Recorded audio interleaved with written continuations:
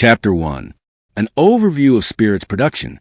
At its simplest, a spirit is an alcoholic beverage that has had its alcoholic strength raised by distillation. However, this is not the only process that is common to all spirits. There are 4 key steps involved in all spirit production: processing the raw material, fermentation, distillation, and what happens after distillation. Step 1. Processing raw materials.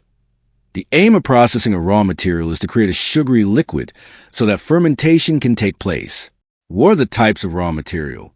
The raw materials must be of plant origin. Although any plant can be used, in reality only a small number are. How these are turned into a sugary liquid is covered in the following chapters that discuss individual spirits.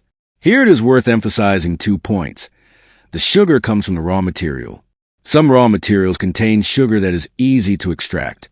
Other raw materials do not contain sugar, and they need to be processed in order to create sugar. Each raw material gives a spirit a unique set of aromas. Step 2. Fermentation. The main aim of fermentation is to turn a sugary liquid into an alcoholic liquid. Yeast and sugar are needed for alcoholic fermentation to take place. Yeast are microorganisms that are added to the sugary liquid. They eat the sugar and create ethanol, which is an alcohol that the distiller wants, and carbon dioxide gas, which is a waste product. After fermentation, the alcoholic liquid is typically between 8% and 10% ABV. Fermentation also creates extra aromas. In particular, fruity aromas are created by yeast. Note, ABV means alcohol by volume and tells you how much alcohol is in a liquid. If a spirit is 75% ABV, then 75% of the liquid is alcohol. Step 3. Distillation. The main aim of distillation is to concentrate the level of ethanol in the fermented alcoholic liquid. Distillation is the stage that creates a spirit. Distillation involves turning an alcoholic liquid into vapor by boiling it, and then collecting and condensing the vapors back into a liquid. This new liquid will be more alcoholic than the original one. Distillation starts with fermented alcoholic liquid. The liquid is heated and brought to the boil. In order to separate the alcohol from the rest of the liquid, a distiller can take advantage of the fact that pure ethanol, which is the most common alcohol in alcoholic beverages, boils at a lower temperature than pure water. As a result, when an alcoholic liquid boils, the vapors that are created contain a higher proportion of alcohol than the boiling liquid. The hot vapors created by boiling the alcoholic liquid are collected and condensed back to a liquid that has a higher alcoholic strength than the original liquid. Distillation strength.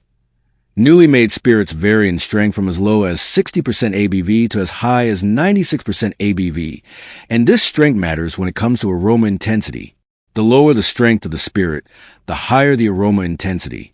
The higher the strength of the spirit, the lower the aroma intensity. A spirit that is distilled to 96% ABV has so little aroma, it is described as neutral. Stills. Distillation takes place in a still. There are 2 types of still: pot stills and column stills. There are hundreds of different designs for pot stills and column stills, but despite all these differences, there are some features that examples of each still type have in common. We will focus on these common features here. Pot still design. Regardless of its design, a pot still is made up of a pot with a heat source, a condenser with a coolant, and tubing that links these 2 parts. The still illustrated here is one that will be seen in production of the grape spirit cognac. Still head. Vapors rise up the still head and into the condenser. Pot. This holds the liquid that is going to be distilled. Heat source. Cognac pot stills are heated using gas burners. Most modern pot stills are heated with steam jackets or steam coils. Condenser. This type of condenser is full of cold water that is constantly being refreshed. The vapors pass through the coiled metal tube and condense back to a liquid. Batch distillation. Pot still distillation is a batch process. This means that the still has to be emptied and cleaned at the end of every distillation. Pot stills cannot be operated continuously. Furthermore, when using a pot still, it is not possible to make a spirit from a fermented alcoholic liquid with just one distillation. Most distillers who use pot stills distill their fermented alcoholic liquid twice in order to create a spirit. This is called double pot still distillation. Pot still spirits are relatively low strength with a medium to pronounced aroma intensity and a lot of complexity and character. Not only are pot stills batch operated, they also cannot make really high strength spirits. For example, a spirit with an ABV of 90% or more.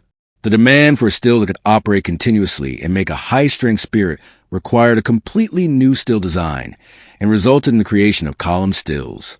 Column stills. All column stills are vertical structures that are divided into sections. Short column stills with fewer sections can produce spirits with a medium or pronounced aroma intensity similar to a pot still spirit.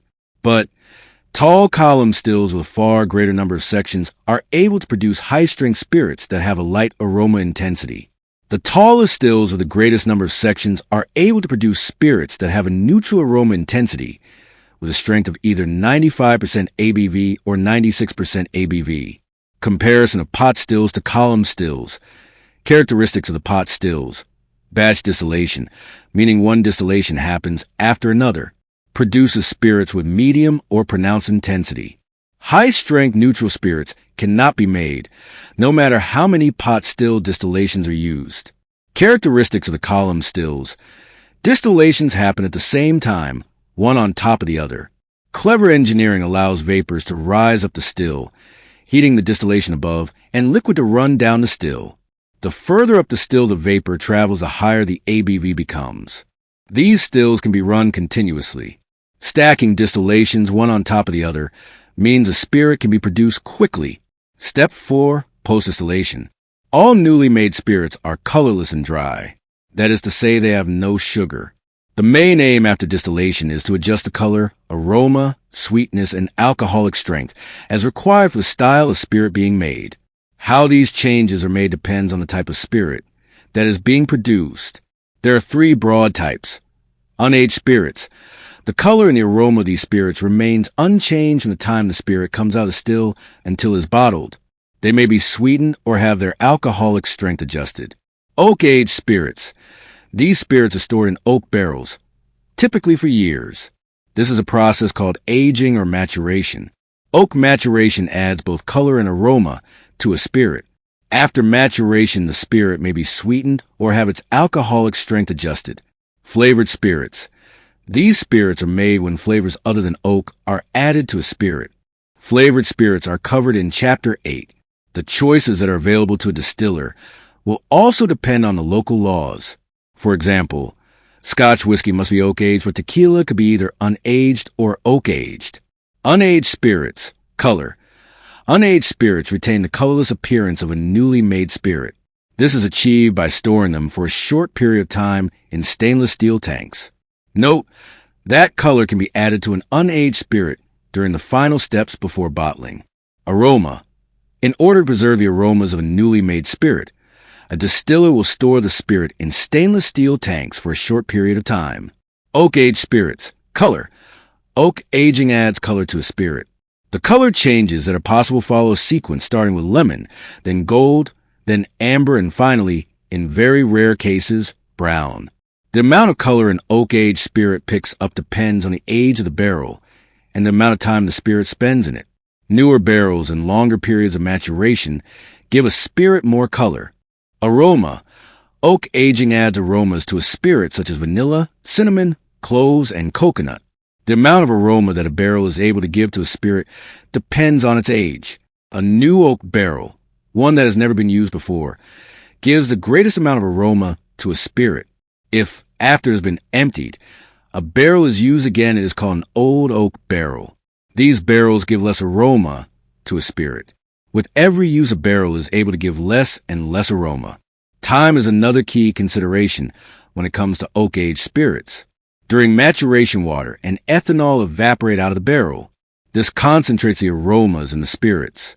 The longer the period of oak maturation, the more concentrated a spirit becomes. Also, with time, often decades, new aromas such as fruitcake, dried fruit, leather, and wood polish develop, adding layers of complexity to an old oak-aged spirit. Blending. Blending is an important stage in production of oak-aged spirits. The contents of each barrel are unique and slightly different from every other barrel. The blender's job is to use the contents from different barrels to make up batches of spirits for their brands. It is easier for a blender to achieve this if they have lots of different types of spirit. An example of how this is done in Scotland is shown in the section on Scotch whiskey in Chapter 5. Overall, a blender is aiming to achieve two things: consistency and complexity. Consistency. Most consumers expect their spirit to be consistent from one bottle to the next. Complexity. Although some individual barrels can be extraordinarily complex, they are rare, and the easiest way of creating complexity and depth is by blending spirits with different characteristics. Final steps. Caramel color. The color of oak-aged spirits can vary considerably from one barrel to another.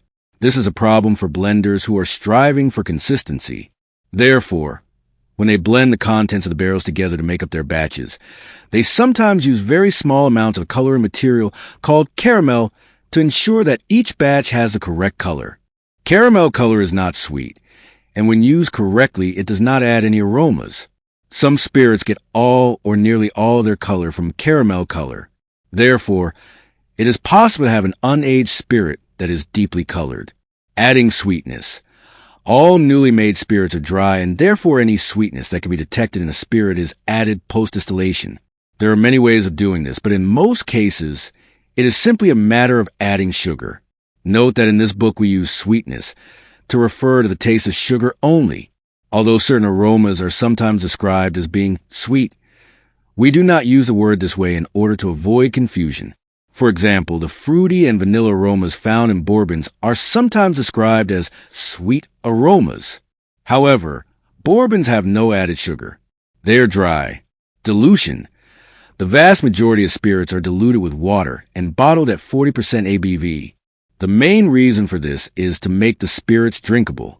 Very high levels of alcohol numb the palate, making it impossible to taste or enjoy a spirit.